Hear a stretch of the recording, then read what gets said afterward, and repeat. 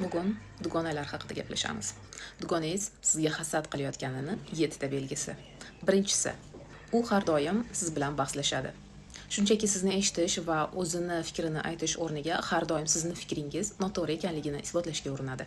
Ikkinchisi, u doimo siz haqingizda kimdir g'iybat qilgani yoki mish-mish tarqatayotganligini sizga yetkazib turadi. Va albatta, men seni himoya qildim deb o'zini ko'rsatishga harakat qiladi.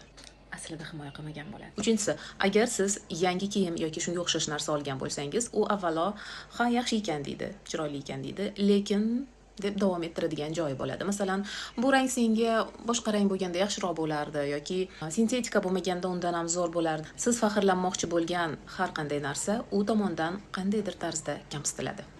To'rtinchisi, yangi yigitingiz yoki erkak kishi do'stingiz unga yoqmaydi. Ayniqsa u yoqimtoy, simpatichniy va puli bor bola bo'lsa.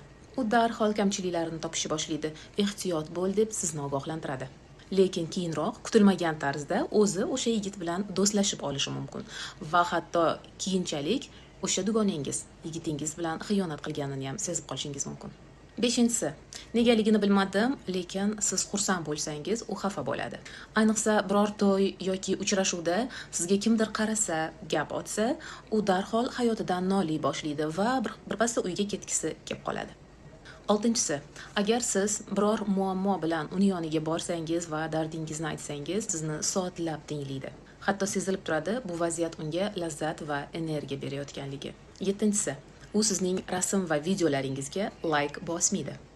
Bu oddiy mayda narsa bo'lib ko'rinishi mumkin, lekin hozirgi zamonda bu insonning sizga bo'lgan munosabatini ko'rsatadi. Siz chiroyli va baxtli bo'lgan rasm yoki videolarga like bosishga uning qo'li ko'tarilmaydi. Hasad aslida ongli ham, ongsiz ham bo'lishi mumkin.